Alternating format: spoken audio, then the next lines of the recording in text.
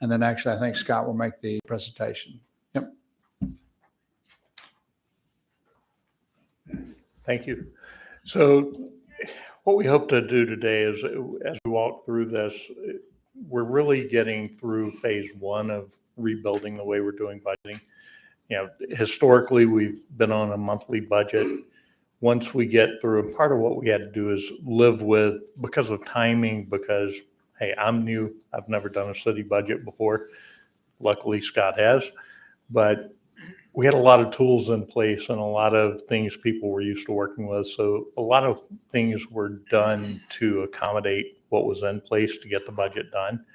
As we move forward, I think you'll see additional changes coming down the pipe that I think are going to be really good.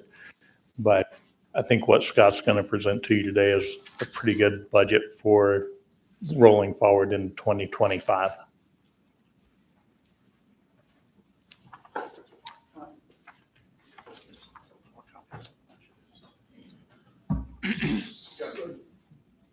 Does Steve need to go down? Does Steve need to talk? And you move the mic? Yeah, let's put it there. All right. Yeah, sure. Is that the replacement pages? Yes, sir. Okay, so these are replacement pages for what we received. Yes. So, I guess the questions I had about typos, those were typos, or which are not. I didn't see it. The mayor's operating budget was $1,136,000. I heard $37,000. Let's go ahead. Where's Scott? Yes, sir. There he is. Okay. Yes, Councilman Davies, members of council, thank you for the time to present this to you today. I apologize. There are a series of documents that you've been handed to you. They're paper clipped together. Those are some changes that we've made as cleaning up for the budget. There's nothing of substance. The end number is the same. The $7,000 that we projected to end the budget with is the same. There was some cleanup within the departments that we find as we go through this process, and I'll be glad to highlight any of those when we get to that point. But I want to make sure that everything we present to you is accurate, as accurate as it can be, understanding that if you see changes or things that need to be addressed, we certainly will do that. I have a question. Yes, sir. This isn't an entire budget, this is just the changes, the replacement pages for your budget. So, Yeah. Yes, sir. In your binder, in the binder that you received, those pages just replace the budget document, the budget that you see in the binder itself. I apologize.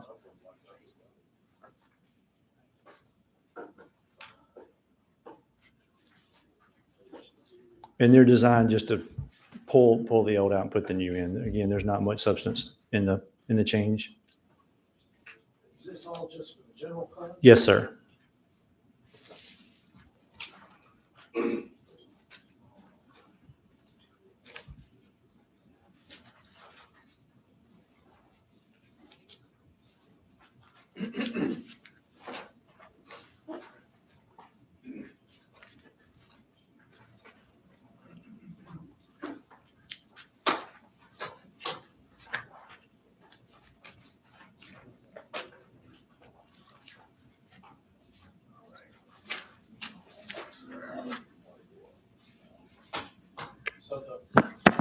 What we received today just replaces all of the materials in your binder having to do with the general fund.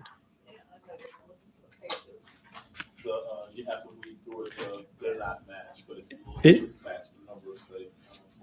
It's all of those. It's the first page to the last. It's Pages, the, the pages that are being replaced are pages 6 through 20 in your binder. Yes. yes. At page number 11. Yes, sir. That's match at the bottom. Yes, sir. They formatted a little differently based on the change. If you'll just remove all of those pages and reinsert the new pages, all of the math works. It's just there's an overlap in two of the cost centers that caused two of the pages to extend is the only difference. The number of pages is the same and the content's the same.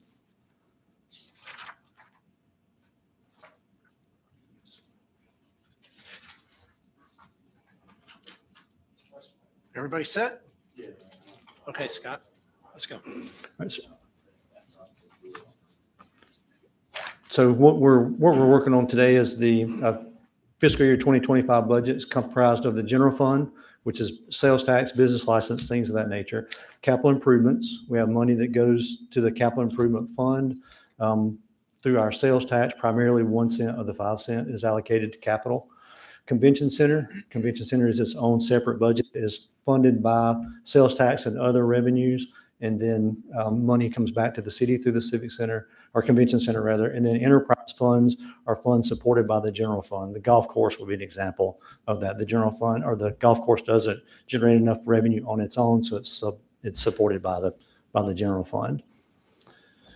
The general fund itself, the proposed budget for this year, our revenues from total sources, which you'll see just above the first blue line to the far right, it's $352,542,260. And then our expenses, 350 on the bottom right, just above the second blue line, $352,549,260. This budget is a little different than we've done in the last couple of years. One of the things that we wanted to do is make sure we eliminated the carryover. In the last few years' budgets, what has happened is we'd have revenues, we've had expenses, and then we would offset that or balance the budget with money that came from unassigned fund balance. As an example, if you look just above the blue line, the first blue line under fiscal 2024, you'll see the carryover line of $5,365,000. What that means is to balance the 2024 budget, they applied the revenues, applied the expenditures, and then to balance it, there was a projected $5.3 million that would come from the unassigned fund to the general fund to balance the general fund. What we want to make sure of going forward is that we're living within our means and not taking money from the unassigned fund balance to balance the budget. We want to balance it such that our revenues cover our expenditures, and we don't need any other source of funds to do that. Our goal when we worked on this budget was to get us below the $5,365,000. We thought if we could do that, we would be to the good. We were able to work through the budget so that we didn't have to carry over any money from the general from the unassigned fund balance to balance the budget. Scott, just to make sure I understand. So what we're doing here is we're just making sure going forward that we balance the operating income with the operating expenses without just that, balance the operating income with the operating expenses. And we're not forcing them to line up by taking money from the unassigned balance. Yes, sir, that is correct. What about the opposite of that, enrolling into the fund balance or into the unallocated fund? So in this instance, if we were to do this and this budget were to go as is, and then the end of the year, we're projecting a little bit of money left over. So what we would do is anything left over in the year would go to the unassigned fund balance. We wouldn't be taking money from the unassigned fund balance during the year. Anything left over at the end of the year would go into the unassigned fund balance. So, Sir? yeah, so that means we will always have a certain assigned item, I guess, for unassigned fund balance that will stay there. And then at the end of the year, if there's anything left, it too goes into the unassigned fund balance. It's its own animal. So let's say that we were to budget $352 million in expenses and $352 million in revenue. Say we were flat and we only spent $351 million. There'd be $1 million left over. That $1 million would roll into the unassigned fund balance. Right now, the unassigned fund balance is roughly $130 million. If everything stayed the same under that scenario, then the end of the year, there'd be $131 million in the unassigned fund balance. So it just remains its own, I guess, line item or its own fund. It just never goes back into the general operating. Correct. Our goal is to not take funds from any other source. We don't want to reduce the unassigned fund balance through operating. It's sort of a savings account. It just sits there. Last Yeah, but it's year, being used for the the civic unassigned center. fund balance Oh, is but that's what it is. It Yes, just we're in stays out as the unassigned fund balance. Mr. and Chairman. funds roll into it. How will you get to the carryover without having the numbers from the last quarter of the year? how are you getting there? Are you projecting that from historical data? Or how are you getting to that number? 'Cause you plug the number so that we wouldn't have a carryover, but how are you projecting that number without having the actual numbers from the end of the year? So what we've done was we've erred on side of caution of that. And what we tried to do is this budget is presented such that we budgeted for level revenues. So when we go through the level revenue process, what we did was, for example, if you look at the 352, the revenue that we have coming in, that's just about to the dollar what we're projecting to collect in 2024. Obviously, we don't have the last 3 months of the year, or we didn't at the time we put the budget together. You're talking about proposed budget number. Proposed budget for the total resources. Again, I just want to know how you backed into the carryover. I mean, because normally you got to know what that last quarter of the year is going to do and zero out to know what's coming forward that you're carrying over. We won't know until the year closes out. So We never know. yeah, that's what I'm saying. We never know. it. So he said he's trying to get rid of it. So how are you getting rid of it without knowing is what I'm asking. Are you using historical data or what? Right. So when you look at the transfer, the same question would be asked every year, 24, 23, 22, as far as we go backwards. There'd be no difference in this year and any other year. What we did in this case was work to make sure that we budget in such a way that we wouldn't have to risk taking money from the unassigned fund balance and supplanting any of those revenues. What our goal was to protect the unassigned fund balance. So we worked with that as a zero and then worked our way into the budget from there. So I guess what you did is you used the projection from 22, 23 and the small growth, which I can't tell what that percentage is. And So we didn't use 22 and 23 for this budget. What we did on the revenue side was use the actuals from June of last year through, that's right, from, that's correct, to get us through June 30. We wouldn't know what July, August, September are. right, so you use 22, 23. The most recent data we had was 23 August or July, August, September. Those are the most recent numbers we had. So but those numbers are unchanged. So the 5,365,000 represents some potential growth. Yes. The 5,365,000, let me put a different perspective. Let's look at 2024. So if we're looking only at 2024, the 2024 would have been unbalanced nearly had there not been a transfer from the unassigned fund to the general fund. In the budget discussion, all we've done is make the effort to preserve the unassigned fund balance. See that, you okay on that, William? I guess I'm gonna have to be, I don't like it because, you get used to looking at something so long in a different way.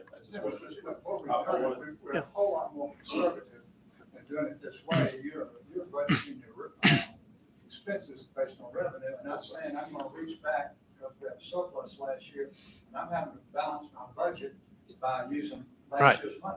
So what we're doing is we're using a base zero is what you're saying, and that money just stays in the fund balance? Yes, sir. They're just matching operating expenses with operating income without having to reach back into the unassigned fund balance to balance everything out. So what you're calling the carryover, William, is really just unassigned fund balance being moved into the balanced budget. We didn't do that. To my mind, it's a lot cleaner system than going ahead and, well, we can't make it balance this year, so the only way we're going to make it balance is to reach back and grab 5.3 million from last year and bring it forward. We're better off saying, look, we expect to have this much in revenue, and then we match the expenses to what we expect the revenues to be In the new year. in the new year. Yes, sir.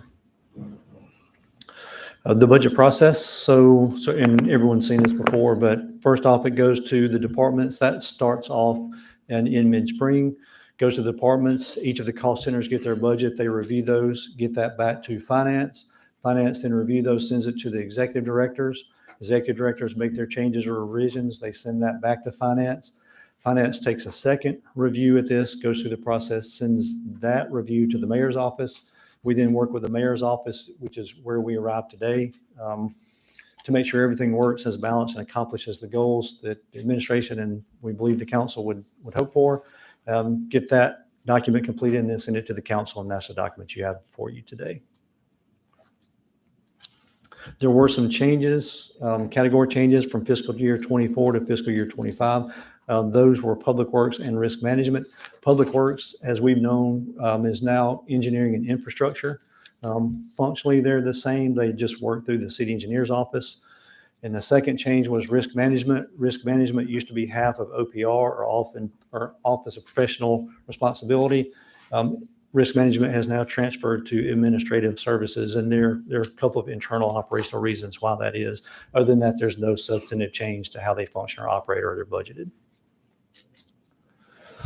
Performance contracts included in the general fund. There are a couple of changes, 3 for the year.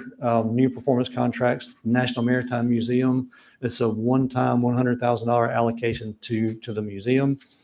Increases in existing performance contracts, Mobile Botanical Gardens, $100,000, and Downtown Mobile Alliance, $125,000. So you're giving 100,000 more to Botanical Gardens. I thought I saw on there, it was like 155.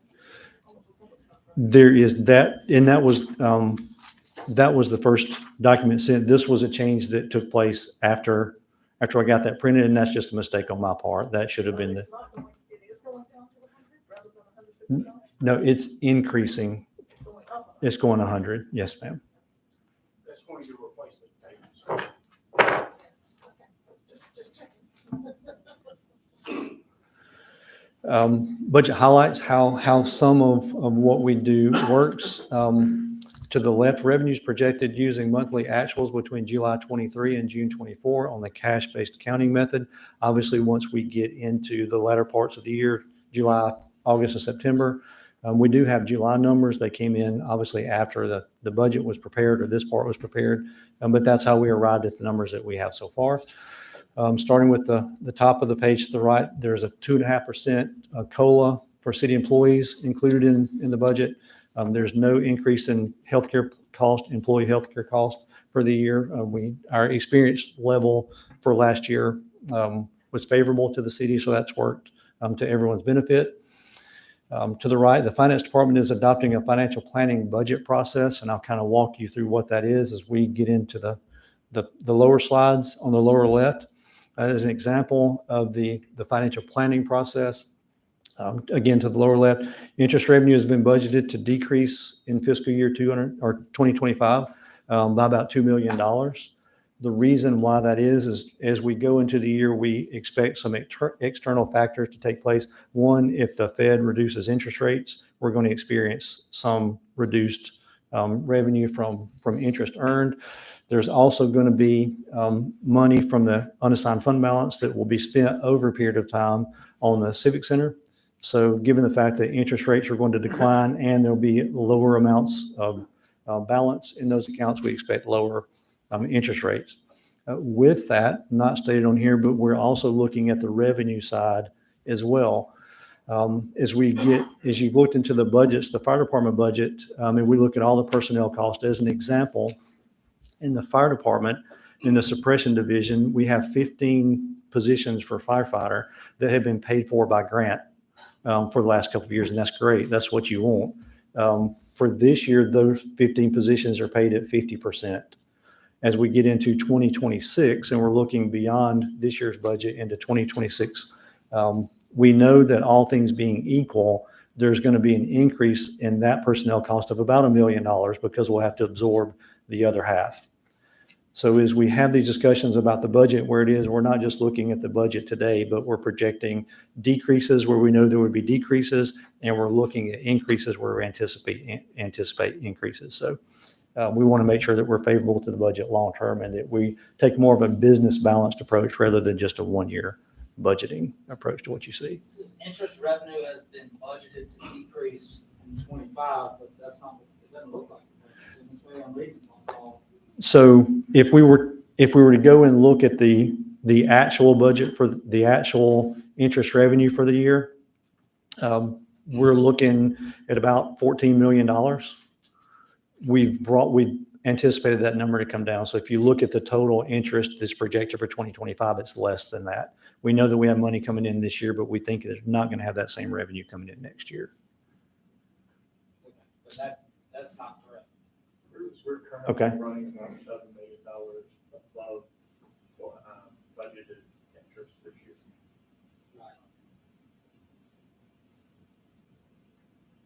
With budget, actually, it is shown to increase in interest. So From last year's budget and actual. yes, sir, you are correct. Let me clarify on that. So we are, for 2025, we project there's going to be, there's tracking to be a little bit of increase from what you had this year. However, long-term, that's going to come in, that's not going to be sustainable. So while it's continuing to increase, at some point it's going to fall off. So it will be greater than what it is, but not at the rate that it's grown, if that makes.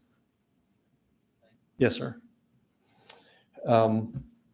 Moving across the slide, beginning in fiscal year 2025, grant funded projects will be prepared with life cycle budgets, meaning when the city goes in and obtains a grant for a road project or what other project that comes in, we will draft budgets for the life cycle of that project. So we'll know what percentage is grant fund, what percentage is operating, where did our match money come from, what is the schedule for that project. So we'll know, and that's an example, but we want to know for each project we have coming into the city, how are we going to fund that for the life cycle of that project? And that's going to require some longer term budgeting, but that's the plan. So we'll be able to see in real time what happens to all those projects and how they're funded and what their end of life looks like.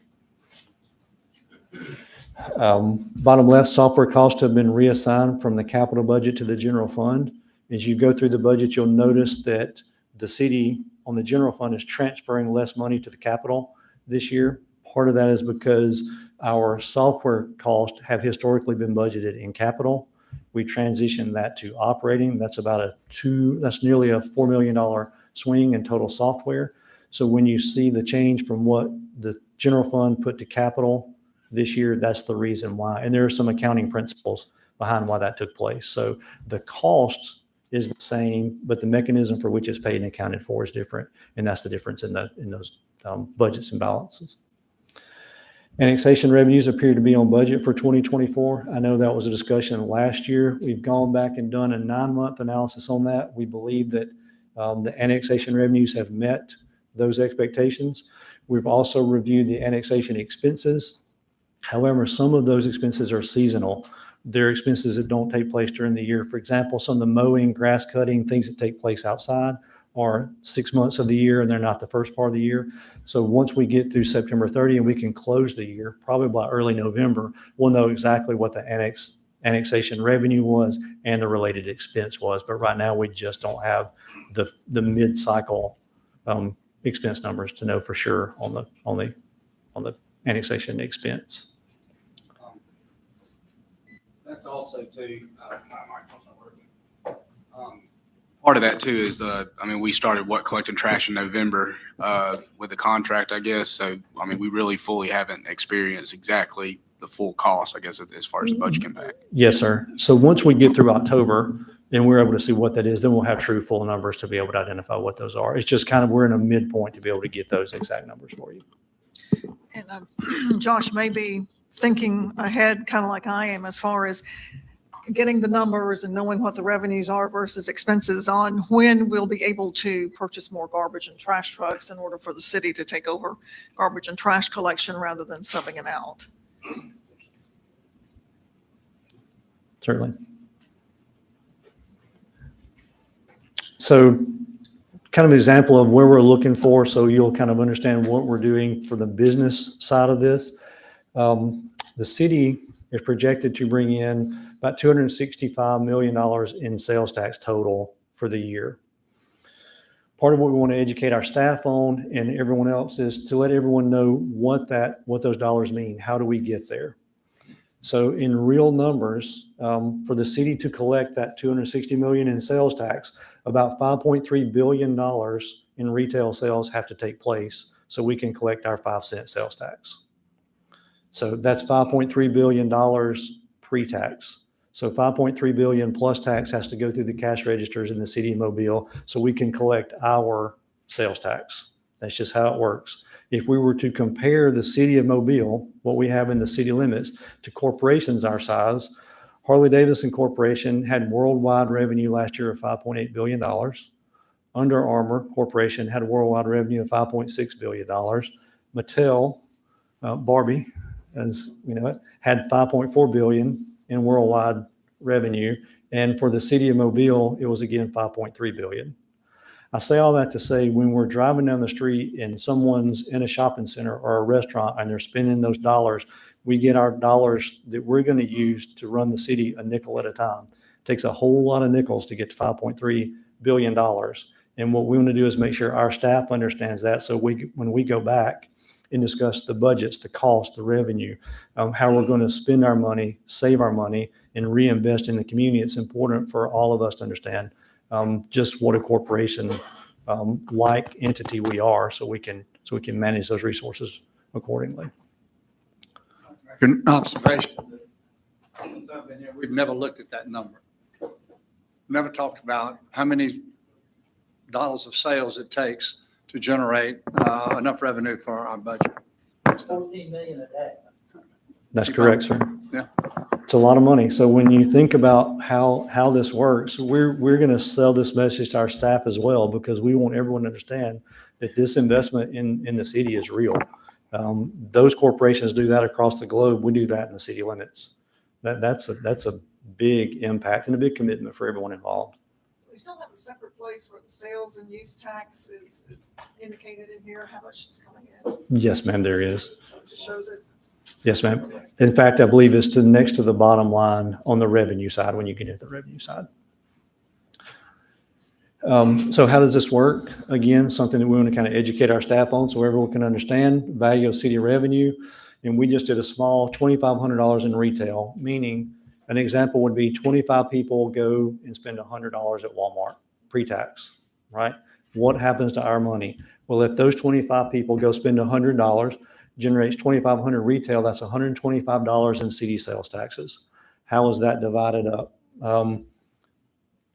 That 1 cent of that goes to capital. The other 4 cents goes to the general fund. So with the general fund's $100, we can buy almost one tire for a car. For the capital side of that, $25 will go to capital, 12.5 cents will go to CIP, the capital fund, or the CIP fund, and the other 12.5 cents will go to capital, which would, a large part of that would be debt service, and then other supplemental capital. To kind of drill this down a little bit more, if we're just looking at the CIP, for that $2,500 retail, each district will get $1.78. Meaning as we go through the process, we're trying to sell to everyone the importance of retail, and what that means is we safeguard these dollars, try to not transfer money from the unassigned to the general fund, and make sure we're living within our means on the revenue side and the expense side. So with that, we looked just at the CIP just as a percentage point to see what we would fund there. And again, this could be any part of it. So the math was fairly curious as to how we got there, but we can go on to the next slide. So just for the CIP funding, to put this in perspective of how important that we're doing, it takes about $560 million in retail purchases to get us to the $28 million in CIP funding. The reason that's important is as we go through and we fund these projects and we do this work, we want to kind of ensure to everyone in the room, our staff, certainly elected officials, that we take seriously the efforts that go into those accounts. We want to make sure that we're safeguarding those and getting the most that we can for the city for those projects. This capital improvements fund, largely unchanged. The biggest thing that we wanted to stress for this year is the same with the general fund related to the carryover, which we already discussed. If you look to the slide to your left, just above the green where it says revenues and transfers of $72 million, 2 lines above that, it says prior period carryover. You'll notice that in 2024 it was $554,000. In 2025, that's a zero. Again, our effort is to live within our means on the operating general fund and capital, and we've applied the same principle to both. The other item to note is just above that line, still on the left-hand side of the page. From the general fund, you'll see that last year it was $6.4 million. This year it's $2 million. That's based on some of the expenditures coming down just a touch and the transfer from software from capital to the general fund.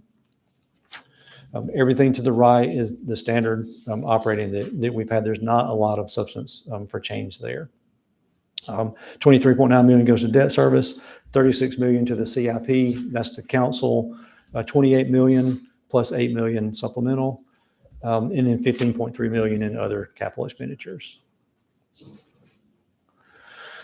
Capital expenditures continued. Debt service decreased 296,737. That is a recalculation from some refinancings that have taken place in years past. There's no decrease in the standard debt service. That's just a change in the total of those that have been refinanced years past. Economic development decreases in the budget $2.6 million, $2,650,000. That's not a negative to economic development. Those are cash flow issues that can be schedule, timing, as well as demand. So that's not an effort to decrease the funding. It's just the way the math worked for the fiscal year 2025.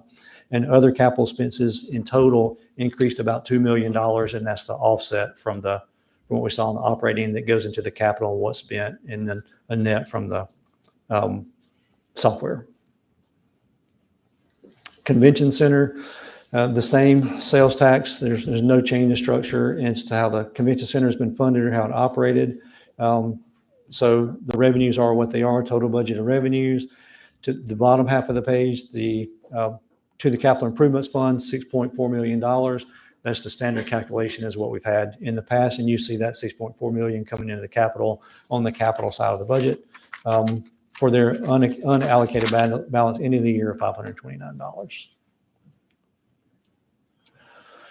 So that is, in a nutshell, Budget 101. I know the mayor's going to get up and speak about the public safety pay plan. I'll be glad to answer any questions that anyone has to the extent that I can on the budgets, both general fund and capital. If not, I'll turn it over. Do y'all want to go ahead and take questions on the budget items that we've been through and do this afterwards? Or would you go ahead and do this? No, let's go ahead. Let's go ahead and do the questions now. Okay. Mr. Carroll? Mr. Reynolds? The general fund revenues, it looks like overall increase of about $5 million, which are, I'm sorry, $8 million in revenues for taxes. But then I look at, say, 2023 actuals, and it looks like, say, you actually got, say, sales tax PJ, $15 million, we're only budgeting $9 million. So when So are we expecting a decrease in sales tax collected in the PJ of $6 million from 2023 to now? No, sir. The only where those numbers came from, and I don't know what there was in 23. What we've done on the 2025 budget is based hours off the actual revenues that we've taken in for the first 9 months of 24. Scott, I think I can take that one. So the PJ was that 3 mile band. Because of annexation, that's no longer PJ. So it's just reallocating. Yeah, that's corporate limits. And so what's left of the PJ is what you're seeing, the 9 million. So the Cottage Hill corridor is now in the city. And so that's why you see city sales tax revenues go up. But in 2023, it was not in the city.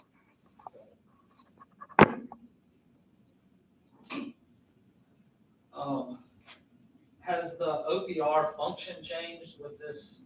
I know that risk management, I know portions of OPR, they were going after, some money from subrogation funds and that sort of thing. Yes, sir. As part of the OPR structure and those lawyers being involved. Then moving to administrative services. Has that changed? Do we add another employee for OPR and transfer somebody? How does that work? No, sir. Practically, they're the same. The difference for the risk management coming out of that is OPR is obviously going to follow up for any investigation matters that need to take place, internal reviews, things of that nature. The risk management move is more of policy as it relates to how we assess risk within the city. It's kind of a different function from OPR generally. They were housed under the same roof, but risk management can take on a variety of roles. It can be a human resource policy that's a risk. Do we add an employee? No, those are staffed the same. That's my understanding. We've simply just moved some of those staff from there. I believe investigators, we had 2 that were unfilled in OPR, and that was an effort to fill those. So there would be investigators within OPR, but they would not be tasked with the risk management functions. Okay. And then this is, I don't have a ton of questions. This will be the last one. Now is, interest on idle funds. Say for the 1 cent sales tax fund, the capital funds. How is that interest handled? Or is there, are these being held in some interest-bearing account or investment? How is that interest handled? So there's some investment and there for dollars that are not going to be spent for some period of time. And there's some idle funds for dollars that are not going to be spent or allocated to something. Those idle funds that would be just simply sitting in the bank would earn their interest separately. I guess I'm asking that sometimes it takes, years to get these funds actually spent. After they go bid projects or whatever, and they're actually being spent. In that waiting period, is that money gaining interest? Yes. Yes, sir. Okay, and is that interest then allocated back to the general fund broadly? Yes. Yes, sir. But, okay, It's earned interest is what it is. or is what? It comes in as revenue, as earned interest on our deposits. Right, okay. I guess I'm just trying to realize, for the, say, CIP funds specifically, if, there's $4 million allocated in a year, and then none of that gets spent, or a very small amount of that is spent, the interest realized by, say, the taxpayer, should it go back into the CIP account for that, so that there's sort of a, it goes back to them, they're the ones waiting on the project? All of Is it. there a way that we can divide it out that way? Instead of just rolling into the general fund? So all of our deposits are with multiple banks and multiple rates negotiated. So they're not separated out the way you're indicating. I mean, it's the total deposits of the city are probably around 400 million. And that's the dividend or interest income that we're getting from that. So there's no rebate that goes back to, say, the CIP fund, interest earned, that is allocated money.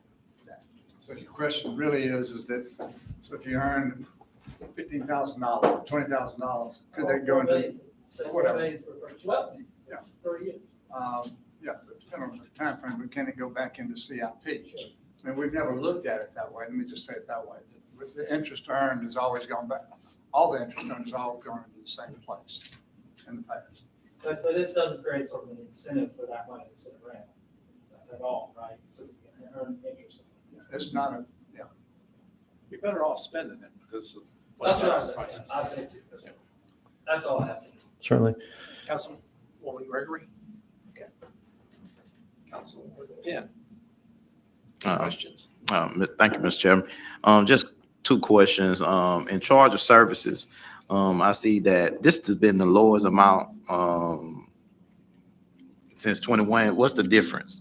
What's the major difference, reason for the amount change? In the fees for services? Yes. I can investigate that fully and get you that answer Okay. specifically. And then for the interest and investments for income, I see like a double amount. Is it a reason that it doubled? The 2 entries? Yeah, from 24 to 25 for interest and investments and income. So I believe one of those are investments and the other is general revenue. One of those is money that's in investments to earn interest, and the other is just idle funds that earn interest. Okay. Mr. Woods? Scott, just a couple of questions on page 17. So the contribution to the pension, to the police and firefighter pension plan has gone, 23 was actual 10.4 million, 24, 12.7 million, you're budgeting a little over 15 million. My recollection is that that the way the agreement with respect to the unfunded deficit was worked out was that the city's contributions were back-end loaded and increase every year. Is that right? Yes, sir. Which, because it's a significant increase. Now, assuming we don't have anything bad happen in the stock market, when are we expected to have that unfunded liability paid off? Next year. It's 2027. 2027. So what, do you know what it is, what the remaining balance is? No, sir, I don't. I can. Would it be about, what, 40 million, something like that? I've got the actuary, I'll get you that number. I don't know what that payoff amount is. Okay, thank you. The other question I had is on that same page, the transfer to Wave Transit. And I noticed back our actual in 22 was 5.7 million. Our actual in 23 was 8.1 million. And you're budgeting 10 million for FY 25. What's happening there? So with Wave Transit, it's my understanding they were privatized a couple of years ago or transitioned out from under the umbrella of the city in some way. Historically, they've gotten grant funds of whatever amount they get grant funds of, and that's used to offset some of their operational costs. Federal government. Yes, sir. Transportation grants. So they would get those monies that come in, some operating, some capital, and the city would then put in money or fund Wave additional dollars. I believe last year it was $6.6 million or thereabouts. As their federal funds have dwindled, they've relied more and more on the city to subsidize their cost. So in a meeting with Wave about a month ago now, we discussed with them the fact that what they've been invoicing the city has exceeded their budget. So we're approaching now for fiscal 2025, if nothing changes, operational stay the same, their expenses will be about 10 million to the city. We're a little higher than the 6.5 or so that they budgeted before.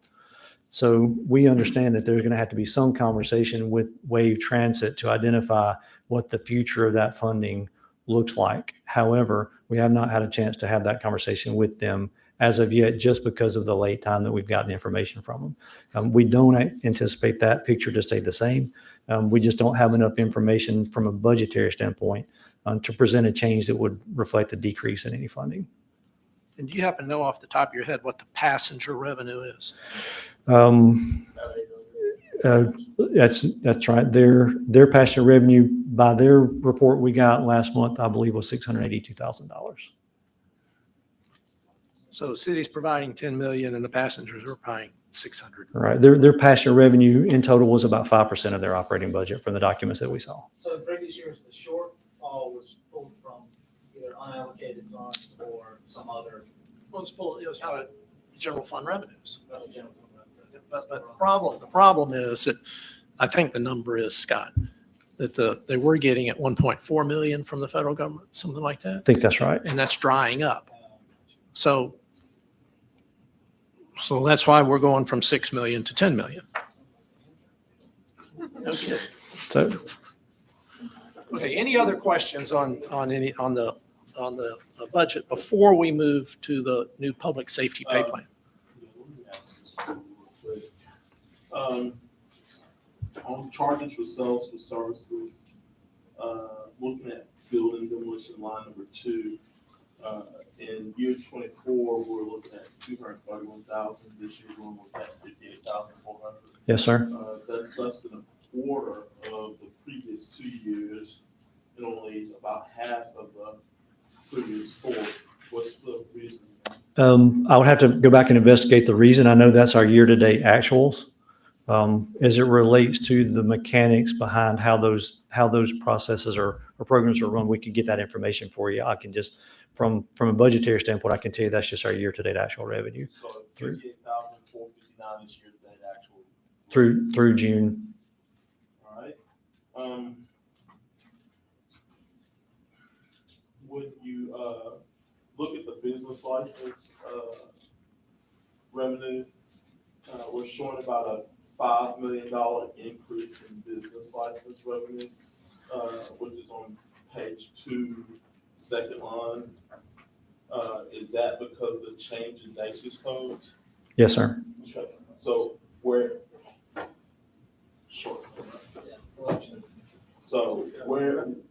are we placing that cost or that additional revenue in the budget? Where's it being spent? That's additional $5 million to the previous year's revenue. Right. I haven't found where it's being spent. It's spread throughout the budget, sir. Okay, so that roughly $5 million is spread throughout the budget that we kind of don't know what it is. Miscellaneous revenue. Well, I would state, we do know where it is. Well, it- I've asked you to tell me, so can you tell me where it is? Spread throughout. Yes, sir, it's spread throughout the budget. What line items is it in? What line items are they in the budget? Can you tell me that? Yeah, so the answer sort of that is no, and I'll explain why. We could do that. We could go to that form of budgeting if we wanted to do that, but that revenue is spread across the expenses of the budget, just like sales tax, property tax, any other source of revenue that comes in. If there was an effort to identify that specifically, then that could be done if that was a preference. However, it's just spread across the budget. If I wanted to make a budget amendment, then how would I know where to take those dollars from? So in this instance, if there was a budget amendment to be made, then there would have to be somewhere that would need to be cut. There'd be an expense need to be cut. So then I would need to know where that extra $5 million is placed in the budget in order to have a budget amendment. No, you just No, have sir. to you have to pick one expense item and reduce that expense item. I think it would be better if I knew where it was. That way I would know what I was If affecting. they listed just a specific miscellaneous. But that isn't how it works. That isn't how the system works. Well, You have revenue and expenditures. You don't, I am and being money, clear. money, No, I'm telling him, you're just asking to be clear on where it I'm is asking- located as a specific item. That's right. I was very clear. Sure. No, there is an effort. There is a way to do that. You can go back and do a budget by fund. That would take some time to do, but you're still going to spread your revenues across your expenses. if he gave you an expense item, it would be an arbitrary decision on his part as to which expense item he put that. I'm revenue. asking for a specific reason, Mr. Chairman, just in case in other conversations, if there's funding needed in other places. Under miscellaneous revenue, Ben brought up a good point about interest on idle funds and interest on investment funds. We're showing an increase in $2 million in both items on interest. Yes, sir. That's a lot of interest considering that most banks are only producing 4.5% to 5%. So where is that number coming from? So again, the interest is earned based on our total cash balance that we have either invested or in cash. Interest rates have continued to be favorable to the city, and we've seen that increase to go forward. As we go into 2025, we expect there to be some decrease in interest rates and a decrease in the amount of money we have cash on hand. Between the two, that's going to decrease. So what we've projected for 2025 is less than what we're going to see in actual 2024.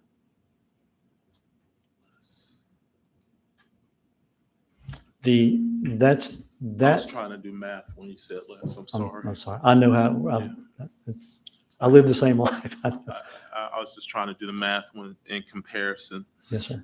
The other one, and I think I've asked this question, somebody answered it real quick. At expenditures line 1, mayor's office, I thought this was a typo, but I was told that it wasn't. That $1 million in operational costs in the mayor's office, what's that? That's the home improvement program. Remember we said we'd fund 1 million out of the general fund? And that's gonna run out of the mayor's office? That's where we parked it. So that's the seed money to go. That's correct. Okay. All right. And there's about 5 or 6 others. The budget on a lot of these line items, we're projecting revenues less than the previous years, but we're showing a 6% overall growth in the budget. But in a lot of the line items, we're showing less of an increase in revenue. Are we budgeting conservatively, that conservatively, and for what reason? Right. So we're not budgeting conservatively in the sense that you would think. If all those line items that you have for the revenue are based on actual revenues through June of this year projected to be flat for July, August, and September. There are some line items that are going to be more than others. Example, business license. If you look at what was done last year versus this year, there's going to be a change, right? So there's going to be an increase in that projected revenue. There's going to be a decrease in some others. Yeah, but about 90% of the others show a lack of or less increase in previous years. Right. So my reasoning is if it wasn't for these about 9 or 10 items, then what's our reasoning? Are we trying to be cautious of something? So no, sir. What we're working on is if you go to previous years, for an example, we know that our revenue numbers right now we have them through June of 2024. So an easy out on a budget, which I'm not favorable of, is to project similar increases for July, August, and September, and then put those numbers into the budget. What we're projecting for those to be flat, it's a bit of a risk for us to project increases there. We just don't know what those are. So 3 months out of the year, we projected flat to previous year budget.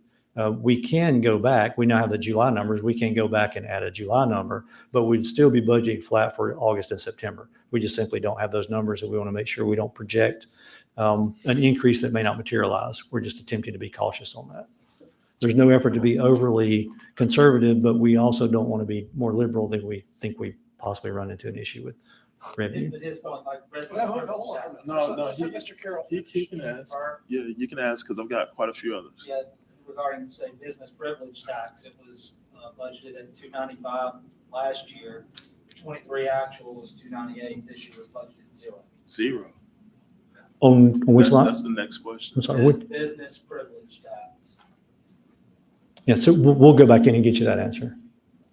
There's a few Glad more to. that are just like that too, and that's why I'm asking. I Certainly. mean, it just doesn't add up. The other thing that I was sitting here trying to figure out is I know that next year we're going to probably take on a lot of debt service, and I haven't figured out how our debt service is programmed into our budget. Is there any area within our budget that will program our possible debt service? Sure. I can explain what that is. Right now, we don't know what that debt service is because we haven't been to the market yet. So as we go into that, and let's say we're borrowing money on the Civic Center, which will be the big project, based on the schedule of that, you're going to have an interest-only payment in fiscal 25 and an interest and principal payment in fiscal 26. The discussion right now is that we would go to the bond market in January. Once we go to the bond market, we know what that debt service will be. Then we'll have to adjust to understand what that number is. Until we go to the bond market, we don't know that. There could be an opportunity to come back with an amended budget. We'll also have to identify how we invest those bond proceeds in the interim to make the interest-only payment for 25 and likely the one in 26. So there's concessions made in this budget to meet the debt service? Sir? There's concessions made in this budget to meet the debt service of 25? There's an expectation. We know we're going to have to meet the debt service in 25, and that's why we've kind of been conservative in those numbers. Also keep in mind that in the existing interest revenue, we know there's going to be some increase in the interim, so that's going to offer us some relief for the first year. So that's part of the reason why the numbers are showing somewhat less than That's part of it. We're trying to make sure that we vision ourselves into 25 and 26.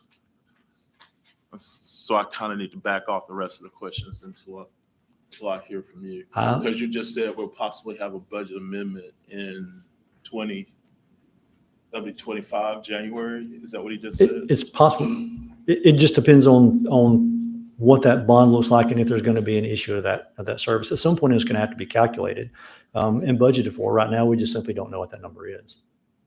So William, our goal is to try to find the payments without touching the general fund or capital fund. He explained sort of why some of the numbers, so I'm leaving it alone from there, Jim. I would think that you guys have gone above and beyond to make sure that we're going to be safe in our expenditures. I see where some of our expenditures are somewhat light compared to other years, but that's probably because we kind of have to carry some other things as we go down the road. So I'm going to look at it just a little bit more, but the things that I consider to be in danger probably, are lightweight compared to some things we're going to have to do. I do have a question on that. We're saying that there is gonna be an expectation of, say, the general warrants or GO warrants Yeah. in this category, Mhm. because additional debt service is gonna be taken on. This shows a decrease currently planned of $300,000 thereabout in expected payments in 25 over 24 On existing debt. on existing debt. Yes, sir. And then this rollover from, instead of budgeting in surplus to be spent in the general fund, that was offset by, say, interest income or other areas as well, right? So the way we offset that was we didn't want to depend on that money coming into the general fund. We want to preserve that in the unassigned fund balance. Right, so I'm just So- anticipating the bond payments that, we intend to take on at some point. It's gonna have to come from somewhere, and I think it's important, where we say we wanna find it somewhere else. What's- That is, say, not coming on the backs of, say, trimming trees, So in, something like that. so my, Have the interest income also. Yeah, but interest income is offsetting other things to make it a flat budget. so if I can answer that question specific to the debt service. So specific to the debt service and specific to the bond issue, when the bond proceeds come to the city, that bond proceed is going to come to the city in a lump sum. That's going to be $200 million-ish dollars. There's going to be a period of 6 to 8 months between the time the bond proceeds are received and that first interest-only payment is done. The anticipation is that that will earn enough revenue on that interest to make that first interest-only payment, or that the subsidy for that would be minimal compared to the balance Minimal, itself. say, what respect, just ballpark? $1 million. $1 $1 million. million is not minimal, but when we're talking, debt service on on $200 million and we're trying to get it there, I think we're close. Okay, any other questions before we move on? Yeah. Pardon me? Yeah, but I would just feel like I always send it Okay. Let's go on, Scott. Yes, sir. I'll get over that. Go to the budget part. We'll talk about this. Yes, sir, please. Yep. Thank you, Scott. Yes, sir. Well done. So the new public safety plan, we actually have a few slides. To give you a little background, though, we have met with the police and fire, a lot of them over the last 3 days. Last Wednesday, Thursday, and Friday, probably had 100 plus policemen and firemen listen to the presentation, very similar to this presentation. Just to remind you, this all started originally because the fire union sued the city or challenged the city based on the police incentives, where we had given shift incentive to the policemen, trying to raise their salaries. And so they challenged that. And during the course of the period of the challenge or the litigation of it, they changed their direction, and they made the accusation that the claim that all incentives were illegal, every one. Well, that would have just been devastating. If the judge had ruled that they were illegal, we would have found ourselves in chaos in public safety. So a lot of conversation, what we realized is that we had maybe a bigger problem with the way the whole pay plan was, and why did we have all of these incentives? Next slide. So for 5 decades, we've been putting incentives out, for first one thing and then another. And really, as we've kind of characterized it, as been a Band-Aid approach. We have rewarded some people and not rewarded others. And as you really delved into it, we realized that there were some not only disparities in it, but also some inequity in it. And so we said, how do we look at this entire pay plan, trash it all, start over, do something new that'll carry us for maybe the 5 next decade. So our goal was really to simplify it. I guarantee you there's not a city councilor, there's not a mayor that really understands the pay plan with all the incentives. It's just too complicated to do it. And I think a judge can rule on whether things are fair or not is really a stretch. And it's just evolved over a number of years, being very complicated. So we want to make it simple. We also want to make sure that no one lost. There's no losers in this plan, that everybody was going to get something. And most will see an increase. Now, in doing this, what we said was that we were going to have no incentives.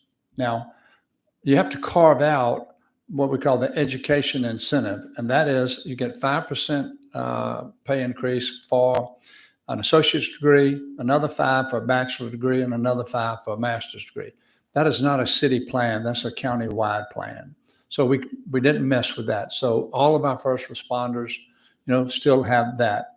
The only thing that we did do was we said there will be an allowance for riding in an ambulance. And one of the biggest challenges we have are the ambulances that go to the scene of the accident and having somebody there to respond.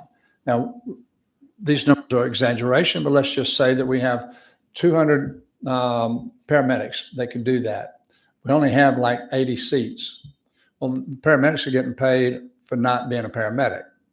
So what we said was, those that weren't riding, what we said was that you're only going to get that allowance for ambulance riding if you're in the ambulance. And that's what we call the ambulance ride allowance. That way, anybody that qualifies, and really all of our firemen really do qualify for that, is either an EMT or a paramedic. So if they are riding in an ambulance, they will get that allowance. But that's it, as far as what somebody may construe to be an incentive along with the education. But everyone either moves up, promotes, or receives the ambulance ride allowance. There's about 1,000 employees, if you look at police and fire. And we have gone through every single name on a spreadsheet between HR as well as the personnel board. The personnel board has been holding our hand in every step of this, okay? They've been part of the presentations that we've made to the police and fire. But when you have 1,000 entries and you're looking and trying to categorize where the pay was, where they're going to, with the changes that we've made, we're not saying that we didn't make a mistake, but if once we communicate with them what their new pay will be, if we have made a mistake, then we've assured them that we will rectify it. The first read by the personnel board is on September 3rd. They will vote on it the afternoon of September 17th. And then it becomes effective on the 21st of September. We've got a lot of feedback about it. All, I'd say, pretty much positive.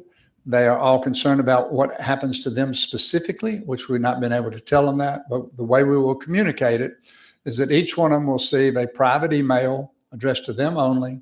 It will say what they were making, and talk about some other parts of this, and then tell them what their new rate of pay will be. And that will go out right after the September 17th vote. And we'll be communicating it that way. Okay. Any comments? Yeah, Jim, you for you, Ben. Is that it? Is that the last one? Yes, sir. Yep. Okay.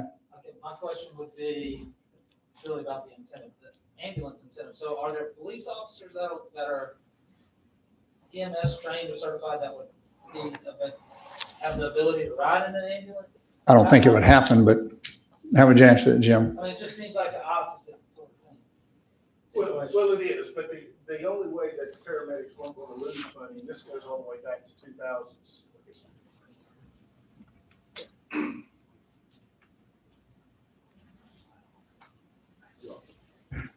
So in 2007, they were losing a lot of paramedics, and that's when they came out with a very lucrative paramedic pay plan. And what it did was 20% for the certification, 20% to ride it or to be assigned to an ambulance. Didn't mean you had to ride in it. And so, but the reason for such a high percentage is because the base pay was so low. It was the only way to get them competitive with Newman's, and Gino might remember some of this. In Condrey and Plan B in 2006, I think, came out, and it really didn't address public safety. But So going forward, as the mayor is built in, so we went from $29,000 a year when the mayor first came in for first responders, all the way up to $43,600. And so that low base pay doesn't exist anymore. So we're able to promote them to fire medics to get the 10% to replace a certificate. And then to keep them from losing money, the ride incentive, when the mayor said, so in a way it's different because it's not assigned to a person, it's assigned to a seat. And any fire medic or any EMT that rides in the ambulance would get that incentive if they have to ride it. And so the state requires one paramedic, one EMT. We run two paramedics just because we want the better quality of care. I don't know that that really answers your question. I mean, it certainly helps me understand it better. Is there a way can we not structure in a way where we don't have to have this additional incentive? If The we goal, right? if we did that, the paramedics would lose money and not want to ride in the ambulance. There's a bit of a difference between the paramedics assigned to suppression and paramedics assigned to an ambulance. They're running and gunning all night, running to motor vehicle accidents, gunshot wounds, heart attacks, and having to clean that ambulance after a transport. There's a lot that goes into it. I just want to avoid this lawsuit situation that we've had, again in the future. That's why I think it was a great idea to get away from the incentive. Well- So we're not sort of creating a situation where it could happen again. So I've talked to the police department. It was the fire unit sued. The police department's got no issues with the paramedics getting this ride allowance. But what they do have an issue with is they've lost their SWAT incentive. They've lost their motorcycle incentive.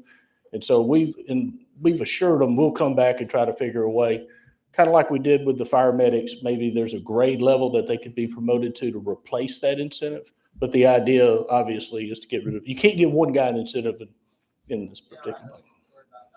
Then the next question is, are we going to get to a ruling on this case where that parity sort of explanation can be defined once and for all? So Is that important that we do that? the same day that the pay plan, and I will say that is contingent on funding. So the funding for that is in front of y'all. Okay, that's the 2025 budget. The other thing is the same day that the new pay plan goes into effect, the incentives are rescinded. So basically the lawsuit becomes moot. Now they've raised the issue of back pay, but that'll be up to the courts. It's got nothing to do with the pay plan. Well, wouldn't it benefit the city at some level to have that defined once and for all? We don't have to worry about it anymore. You will be at parity. So parity is within the pay plan is the way we've always handled it. This addresses the parity. The firefighters coming in, the police officers come in with parity within the pay plan. Because the incentives are gone, there's no more dispute over he got an incentive and I did. There's no guarantee that someone isn't going to get upset. Some group isn't going to get upset and sue us again. There's just, no matter how you design it, there's going to be a group of people that aren't happy. So in That's all. essence, based on this question, we'll be at parity, right? That's correct. Based on what I'm hearing. I was a little concerned when you said, the seat, it's about the seat. With the guys, is that per ride or is that per annum? Per hour. So if you rode 12 hours and then you got sick and somebody, I'm good. Yeah. Because it can't be per ride. that's right. I think she was first. No, it's per hour. It's, if I rode half the shift and you rode half the shift and 12 and 12. There's just no way. Wait a minute, to do it. hold on for a minute. Gina. Yeah, I just wanted to follow up. Some of Ben's questions were my questions. So the lawsuit, do we know for sure that it's going to be ended because of the incentives will be rescinded? Do we have that assurance that they will no longer go through the lawsuit? Yeah, I'm being told not to comment on the lawsuit. Don't so. comment on that. But it's right, when we start talking about parity, because what we thought we were doing for the police department, we didn't think that it was going to be outside of parity. And then we find out, well, maybe it was breaking parity with the fire department. So I do think that Ben is right, that we need to make sure that we have a really good understanding and definition of what parity means and is, especially if we start looking at grades, for SWAT and other things. We don't want to find ourselves back in this sort of position again. No, I agree. Adam Bourne is here, and keep in mind that the city's process in this is that we propose this policy. And then the personnel board by the act itself has to approve these policies. And it was approved. So it's just the city of Mobile as well as the personnel board that are being sued in this situation. Yeah, well, just because the personnel board approves it and we do it doesn't necessarily mean that the courts. Parity is a subjective term. It means something different to everybody. But, we just have to, because we have found ourselves in this position, we need to make sure that we are trying to. We also mentioned back pay. Are we looking at Jesus. back pay? It's, Excuse me. again, litigation. Just because of the litigation, we're just. Okay. Yeah. All right. Ricardo's about to have a heart attack. Yeah. Sorry. I could explain all this to you all in an executive session dealing with the threat or pending litigation and answer all of your questions if you'd like in an executive session. One more comment. You heard me say in the city council meeting that the beginning pay for firefighters and policemen goes from about 46 to 51, 46,700. Excuse me, 43.6? 43.6 to 51.4. That's huge. And was it a year ago that we went from $11 to about 15 or 11 something to about 15? 11.89 to 15 for entry level positions. So that stopped a lot of the turnover in public works. This will stop a lot of the turnover in public safety. I mean, we should find ourselves in a really good spot going forward with our employees, as far as losing employees because of pay. So I think this is a really good step. The thing that has plagued the city of Mobile so long with respect to these positions was we weren't paying a competitive wage. Yeah. And the city didn't have enough revenue to pay a competitive wage. And so what it did was it put all these Band-Aids, as you've said out there. We did these incentive programs. And when in all those years when we weren't giving any pay raises, we were promoting people, and we ended up with top-heavy fire departments and police departments. We were putting all these Band-Aids on it. And the more Band-Aids on it, the ricketier it gets. And we're finally at a point, thanks to the mayor's careful budgeting and spending process, that got us to the point where we can actually pay a competitive wage and do away with all these Band-Aids. And I commend you on it, Mayor. Well, it's not just me. I mean, it takes all the department. It takes everybody, and you know that, Joel. But I was glad, let's say, to set the direction. But I think to me that one of the biggest things that we've done this year is say that we're going to live within the budget of what our revenues are this year and not count on previous years to balance the budget, going into the year, thinking that you've got to reach back. And so I think that we're in a really good place. But I also like for you to remember in your mind's eye that tower. Okay. I mean, I don't think any of our city employees, when they come and say they want to buy a new pair of boots or they want a $1 million fire truck, they don't realize it takes about $25 million of citizens buying hamburgers and hot dogs and groceries to buy that fire truck. And so it helps, I think, from a fiscal stewardship and discipline standpoint to realize how closely tied we are to sales. When you think about this year with the geopolitical challenges that we have, how that could impact the economy, how the election could impact the economy, all the COVID money is gone, and so we are budgeting to what we think, what revenues were, let's say what we think are there this year, no projection going forward. And, but if the economy, falls into a real recession, obviously we'll have to make some adjustments, but we think that we're in a good spot from a budgeting standpoint to weather a bit of a downturn. Anyway. Question. I just briefly glanced, but it goes back to another one of the questions I was going to ask earlier. With these numbers, and I'm pretty sure there's an increase to the public safety budget. That number looks like $8.7 million. you're right at $10 million. So one, positions that we needed to fill where we needed additional people within the departments, whether police or fire, were we able to keep those positions budgeted within the budget with the increase in the public safety budget, or did we eliminate those positions, or how are we handling that? I'm going to make a comment and then I'm going to let Jim and Scott maybe answer it. I've got to run to another appointment, but according to Tony McCarron, who's doing all the recruiting, we will be fully staffed this year in the police department. I don't remember the last time we were fully staffed in the police department, which is a huge step forward. We may have as many as 40 people in this next police class. A lot of it has to do with what we did with police with that pay incentive, but it also has to do with the recruiting. So anyway, a lot of that, when it comes to filling positions, I think that we will have most of these positions filled this year, but I'll let Jim and Scott tell you how they budgeted that. Thank you. Thank you, Mayor. I understand your question because oftentimes in order to find money, you have to defund positions, and that did not happen. All of the positions that were funded previously in the fire department are still funded. They're just funded at an increased level. The police department actually, for the first time in years, added positions to their funded stream because they're able to achieve it. And I'll remind you how we got here. Both departments have attrition. The police department historically has had pretty bad attrition. But in 2021, we lost over 100 police officers. That's at a rate twice as fast as you could replace them. That's when you hit a crisis. When you cannot replace what you're losing, you're pretty soon, you're just not going to be able to answer calls for service. We're seeing that in Montgomery, who is probably half of their funded strength. You're seeing in Birmingham and Louisiana and New Orleans. We were very fortunate to turn that ship around, be able to retain people, and then actually get a competitive pay plan in place to push us going forward. And again, the mayor mentioned first time that we've hit our funded positions in years.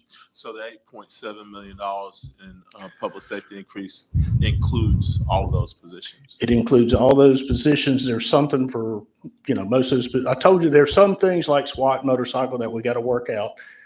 There may be some issues within the fire department itself. We fought real.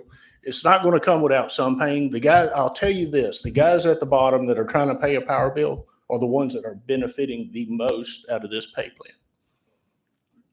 Mr. Chair. Corey's been waiting patiently. All right, thank you, Mr. Chairman. So with the if the personnel board approved this, this pay plan, but this base pay, what happens to the ones who are already at this pay? Is it a percentage increase or what? So, that's a great question. We're not just doing the bottom. Okay. Now we went in and made adjustments all the way. So on the police department, it's everybody that's a lieutenant and below. On the fire department, it's everybody at fire captain and below. And all of them are merging into a new pay plan that gives them roughly anywhere from about $6,500 difference in their pay plan.